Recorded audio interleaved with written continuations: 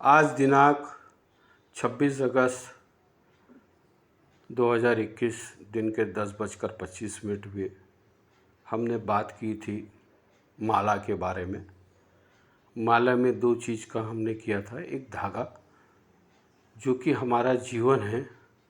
धागे की शुरुआत हमारे जीवन से होती है, हमारी उत्पत्ति से होती है, और अंत आखिरी माले में होती है। और माला जो है वो हमारे जब भी एक माला बनता है, माला मनका बनता है, तो वो हमारे मनके को बताता है। मनके को हम देखते हैं कि हमने मनका किस प्रकार बनाया है। अब यहाँ पे हम मनके को, जीवन के मनके को 3 भाग में विभाजित करते हैं, जिससे कि हर उम्र के व्यक्ति को समझ में आ जाए कि वो कौन से पड़ाव में है जीवन के। तो सबसे पहले हम बात करते हैं युवावस्था के। पहले बाल्य अवस्था आती है, फिर युवावस्था, फिर वृद्धावस्था। ये एक ही धागे के 3 विभाजन हैं। जब बाल्य अवस्था हमारी रहती है, तो बाल्य अवस्था में तो हमको कुछ ज्ञान रहता नहीं है। तो जो भी ज्ञान या जो भी संस्कार हमारे को दिए जाते हैं, वो हमारे माता पिता या हमारे परिवारजनों के द्वारा या हमारे मित्र और उनके द्वारा ये ज्ञान दिए जाते हैं। वो मन का हम नहीं बनाते। वो मन का हमारे परिवार, हमारे पेरेंट्स वो बनाते हैं। अब वो किस तरीके से बनाते हैं, और वो जो मनका बनता है, उसी मनके के आधार पे जब आप युवावस्था होते हैं, तो उसी संस्कार को, उसी मनके को देखते हुए अपने जीवन में दूसरे मनके की रचना करते हैं। अगर मनका अच्छा बन गया है बाल अवस्था में, तो युवावस्था में आपको चिंता करने की ज़रूरत नहीं रहती। आपकी एकाग्रता, आपके कार्य की शैली एक निर्धारित हो जाती है। क्योंकि पेरेंट्स तो बाल्यावस्था में, मैं सबसे बड़ा जिम्मेदार अगर किसी को मानता हूँ, वो है आपके माता पिता, वो है आपका परिवार। वो आपको किस तरीके का संस्कार दे रहा है और आप उसको किस तरीके से ग्रहण कर रहे हो। जब आप बाल्यावस्था में ग्रहण करते हो, तो बहुत सारी चीज़ें जो माता पिता बोलते हैं वही आप करते हो। उस समय आपको कोई चीज़ अच्छी लगती है तो आप जिद भी करते हो, कोई चीज़ खराब लगती है तो आप चिल्लाते भी हो, कोई चीज़ अच्छी मिल जाती है तो आप आनंदित होते हो। तो मैं यहाँ पे माता पिता के रोल को बहुत ही इम्पोर्टेंस देता हूँ, जो कि आपके बाल्यावस्था में मनके का निर्माण करे। ऐसे मनके का निर्माण करे कि आपको युवावस्था में उस मनके के अनुसार, जो माता पिता ने आपको अच्छे संस्कार दिए या जो भी आपको दिया है, उसके हिसाब से युवावस्था में आप उसको देख के, उसका अनुकरण करके आगे की मनके बनाएं। आगे के मनके जब आप युवावस्था में बनाते हैं, तो मैं इन युवाओं को बोलना चाहता हूँ, आज जो है कंपटीशन का ज़माना है। स्त्री पुरुष दोनों कंधे से कंधा मिला के चलते हैं। युवा महिला, युवा पुरुष दोनों कंधे से कंधा मिला के चलते हैं। और शैक्षणिक रूप से, शिक्षा के रूप से दोनों ही काफ़ी प्रतिभावानशाली होते हैं। अब ये जो ज़माना है आज का जो आधुनिक युग है, आज का जो इंटरनेट का ज़माना है, मोबाइल का ज़माना है, जॉब कल्चर है, जिसमें स्त्री पुरुष दोनों जॉब करते हैं और अपने संभावित पार्टनर को ढूंढते हैं या माता पिता मिलाते हैं। तो आज ऐसा नहीं है कि लड़कियां पढ़ाई नहीं करती। लड़कियां भी लड़कों से ज़्यादा पढ़ाई करती है, ज़्यादा से ज़्यादा ज्ञान अर्जित करती है। अब जब युवावस्था क्रॉस करने के बाद में, एक बेसिक शिक्षण होने के बाद में, तब एक बहुत महत्वपूर्ण प्रभाव होता है आपका वैवाहिक जीवन। लेकिन आज वैवाहिक जीवन जो है पुराने जो विचार है उससे बहुत भिन्न हो गया है।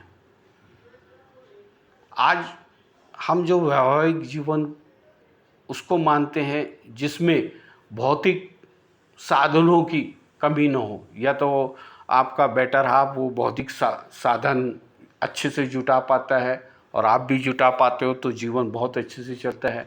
अगर वो कम जुटा पाता है, आप ज़्यादा जुटा पाती हो, महिलाएं हैं अक्सर, तो उनमें अहंकार की भावना डेवलप हो जाती है कि भाई मैं तो इससे ज़्यादा कमा रही हूँ तो मुझे ज़्यादा वो मिलना चाहिए। फिर आपका संयुक्त परिवार, आजकल संयुक्त परिवार धीरे धीरे कम होते जा रहे हैं। आजकल एक न्यूक्लियर फैमिली का प्रचलन चालू हो गया है जिसमें कि 2 इंटेलेक्चुअल माता पिता अपने जॉब को सिक्योर रखते हुए अपने भविष्य के लिए वो कुछ कल्पना करते हैं। और जब वो कल्पना करते हैं तो कई बार तो ऐसा होता है कि उनको नया जीवन सृजन करने का मौका ही नहीं मिलता, उसको वो टालते इसलिए है कि उनको ऐसा लगता है कि भाई अभी हमारे पास में इतना पर्याप्त ऊर्जा नहीं है या पर्याप्त ऊर्जा रूपी धन नहीं है जिससे कि हम किसी एक नए मेंबर को इस संसार में ला सकें। तो आपने देखा होगा कि आज जो नई युवा पीढ़ी आ रही है वो 1 या 2 बच्चे उनके होते हैं और उनका सारा ध्यान केंद्रित उन 1 या 2 बच्चे में होता है और वो उनको अच्छी से अच्छी शिक्षा देने चाहते हैं। तो आपने इधर बहुत एक छोटी सी चीज़ देखा होगा, जो आपके माँ बाप ने आपको संस्कार दिया मनके के रूपी में, वो मनके के रूपी के संस्कार अगर आपको अच्छे मिले और साथ ही साथ जिस परिवार से वो लड़की या लड़का आया है उसको भी वैसी संस्कार मिले, तो दोनों के जब संस्कार अच्छे रहते हैं तो नेचुरली आप भी अपने बच्चों को, होने वाले बच्चों को भविष्य में उसको वैसा संस्कार देते हो।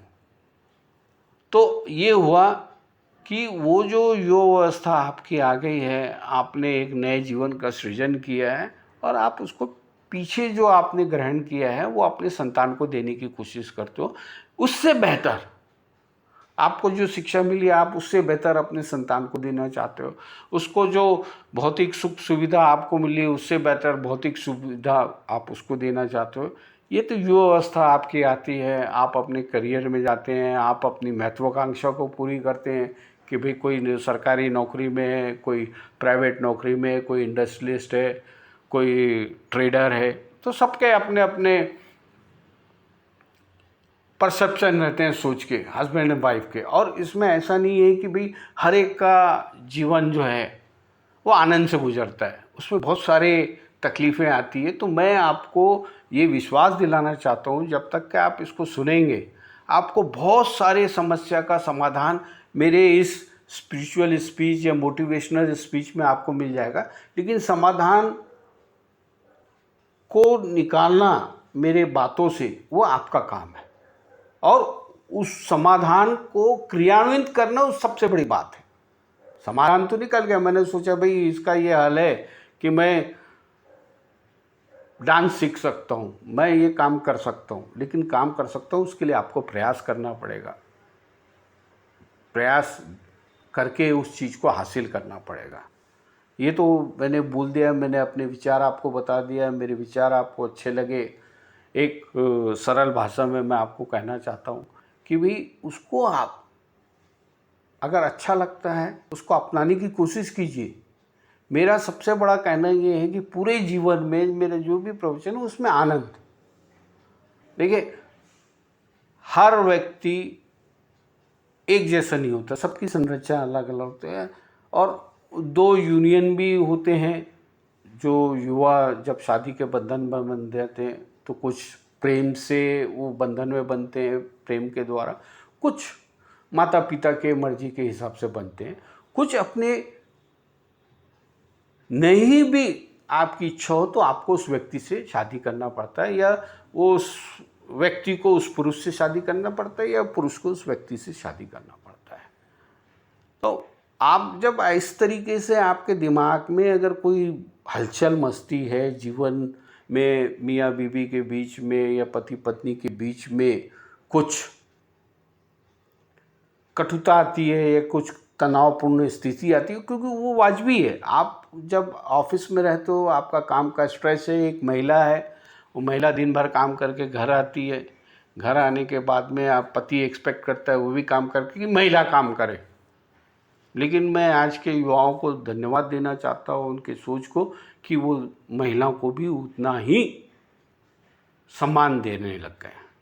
और आज जो कल्चर पहले के ज़माने में जो भोजन हम करते थे, घर में खाना बनता था, घर में भोजन बनता था, आज जो है कल्चर ये होगा कि हम बाहर के भोजन पे डिपेंड हो गए। मियाँ बीवी दोनों आते हैं, घर में काम भी करना पड़ता है, तो भोजन बनाने की एक समस्या रहती है। ये न्यूक्लियर फैमिली का प्रॉब्लम है। जॉइंट फैमिली में आपको इससे कुछ राहत मिल सकती है, लेकिन न्यूक्लियर फैमिली में तो आप सबसे अच्छा विकल्प क्या होता है आपके दिमाग में कि भाई शाम को आते आते बाहर से खाना लेके आ जाए। अब खाना आप बाहर का खाते हैं, घर में खाना बहुत कम बनता है और उसमें कोई बुरी बात नहीं है, लेकिन जब भी आप भोजन करें, कुछ करें, तो ऐसे तत्व को ग्रहण कीजिए जो आपको हेल्दी हो, जो आपके शरीर का अच्छे से पोषण करे। आप जंक फूड खाएं, लेकिन जंक फूड खाते समय अपने ज़बान में उसके स्वाद का आप एक कंट्रोल रखें। स्वाद बहुत अच्छी चीज़ है, किसी चीज़ का स्वाद लेना, उसका उसमें आनंद लेना, उसमें मज़ा आता है। तो अब जीवन में जब युवावस्था बंधन में बन जाते हैं तो उनके सामने दो अवस्था आती है, एक अपनी शारीरिक अवस्था, एक मानसिक अवस्था और एक पारिवारिक अवस्था। पारिवारिक अवस्था में मतलब ये है कि उनको अपने बच्चों के प्रति भी ध्यान देना पड़ता है कि भाई हम बच्चों को कौन सी स्कूल में डालें। उनको आप चाहते हो कि मेरा बच्चा अच्छे से अच्छे स्कूल में पढ़े, लेकिन उसके लिए आज के जो ज़माना है उसमें फ़ीस इतनी ज़बरदस्त रहती है कि हर परिवार को, हर फैमिली को अफोर्ड नहीं कर सकते। तो उसको जो भी मिलता है उसमें उसको संतुष्ट करना पड़ता है। दूसरी चीज़ मैं यहाँ पे चाहता हूँ कि अब रिवर्स में हो गया, आप बाल्यावस्था से युवावस्था में आ गए। अब आपने एक नए जीव की रचना की है। उस नए जीव में आप अच्छे संस्कार डालिए और उसको भय मुक्त कीजिए।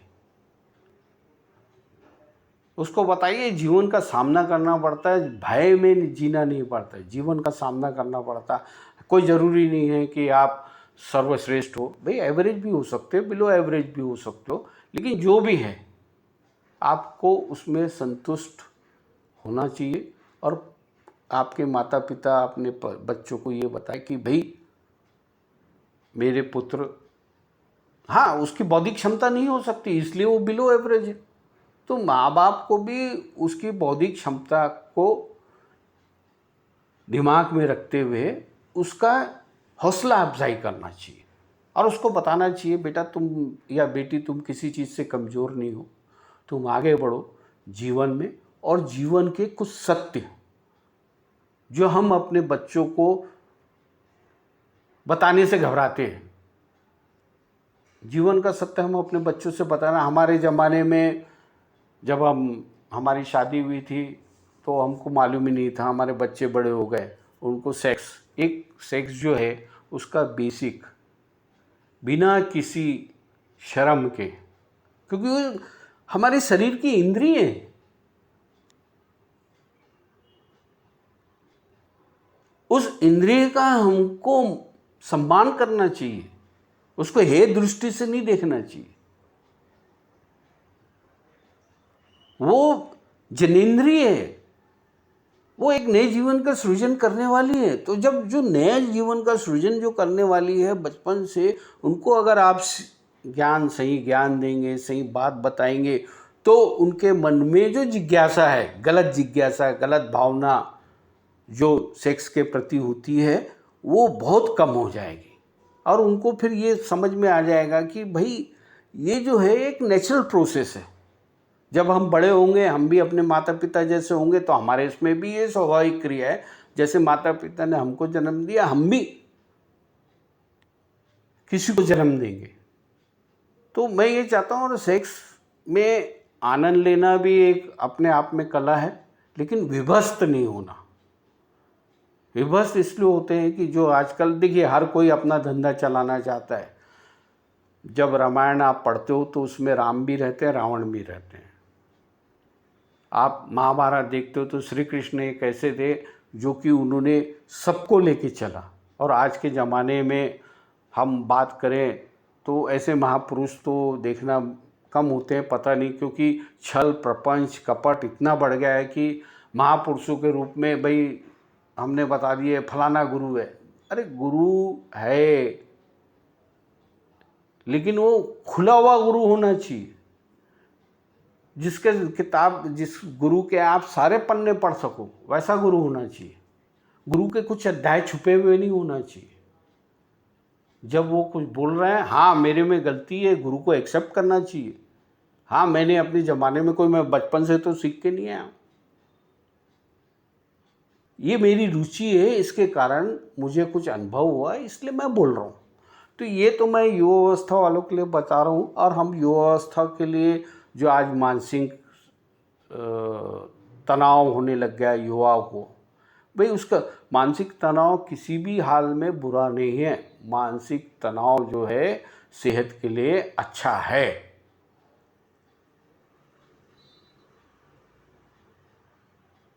और उस तनाव को किस तरीके से अपना हथियार बनाएं आधुनिक जीवन में, जो कि आपके आगे के काम को सुगमतापूर्वक पूर्ण करें।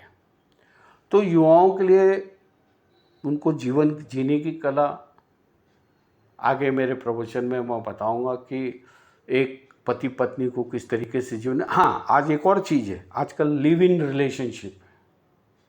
भाई स्त्री पुरुष मिलते हैं, वो बोलते हैं कि भाई हम शादी तो नहीं करेंगे लेकिन साथ में जरूर रहेंगे, और जब तक के रहेंगे जब तक के हमारी निभेगी। उसमें भी कोई गलत बात नहीं है। आगे भविष्य में ऐसी बहुत सारी घटना घटने वाली है जिससे हम अभिज्ञ थे, होगा। आज लड़कियां माँ बनना नहीं चाहती, उनको किसी ने बता दिया भाई माँ बनने से तुम्हारा फिगर खराब हो जाएगा, ये हो जाएगा, वो हो जाएगा। मातृ सुख जो है वो दूसरे के कोख से लेने की प्रयास करते हैं, उससे अपना बच्चा उत्पन्न करते हैं। तो ये नेचुरल प्रोसेस है। ये जब आप जीवन में आगे बढ़ते हो, भविष्य में जैसे जैसे घटना घटती जाती है, नई नई चीज़ों का सृजन होता है, नए नए फिलॉसफी डेवलप होती है, नए नए चीज़ें हैं वो डेवलप होती है। मुझे याद है आज से 50 साल पहले, 55 साल पहले, आज़ादी के समय, जब स्टेशन में हम, उस समय कोयले का इंजन होता था, जब हम स्टेशन से आते थे तो टांगा, पूरे स्टेशन में टांगे रहते हैं लोगों को अपनी अपनी मंजिल में पहुंचाने के लिए, घोड़ा। तो टांगे क्या उस समय चलन था, उस समय दिमाग के कि भाई ये टांगा ही जीवन है, और घोड़े वाले का काम ही जीवन में टांगा चलाना। उसके पिताजी ने भी टांगा चलाया तो वो भी टांगा चला रहा है। तो लेकिन क्या वो टांगा आज है? नहीं। जब आधुनिक जीवन में डेवलपमेंट हुआ, ऑटोमोबाइल में डेवलपमेंट हुआ, गाड़ियाँ आने लग गए, कारों का निर्माण हुआ, स्कूटर का, तो धीरे धीरे जो टांगे वाले हैं वो निकल के उनकी जगह ऑटो वालों ने ले लिया। अब टांगे वाले चिल्ला रहे हैं भैया इससे हमारा रोजी रोटी छिन जाएगी, हम कहाँ जाएंगे, हो अल्लाह मस्ता। यार ये हर परिवर्तन में ये चीज़ अवश्य भावी है, होती है, हर परिवर्तन में होती है। उसमें 10 लोग उसके सपोर्ट में खड़े होते हैं, 10 लोग उसके अगेंस्ट में खड़े होते हैं। जो टांगा चला रहे हैं वो उसके सपोर्ट में रहते हैं, जो ऑटो चला रहा है वो उसके अगेंस्ट में। तो क्या होता है कि क्या रोजगार कम हो गए? रोजगार बढ़ते गए। आज टांगे में जो 10 लोगों को रोजगार मिल रहा था, ऑटो में 100 लोगों को रोजगार मिल रहा। तो इसी तरीके से ये जीवन है, चलता रहेगा। ये तो युवावस्था की बात हो गई। युवावस्था में भी बहुत सारी चीज़ें जिसके बारे में हम चर्चा करेंगे। और अब जो है आज मैं अपने प्रवचन को आज विश्राम देता हूँ। वृद्धावस्था के बारे में जो कि तीसरा पड़ाव है उसके बारे में अगले सत्र में चर्चा करेंगे। और मैं आपको विश्वास दिलाता हूँ कि आप एक अच्छे पेरेंट सिद्ध हो, अच्छे पति पत्नी सिद्ध हो, अच्छे पालनहार सिद्ध हो। आज के लिए इतना ही। आज के आनंद की जय। ओम शांति शांति शांति।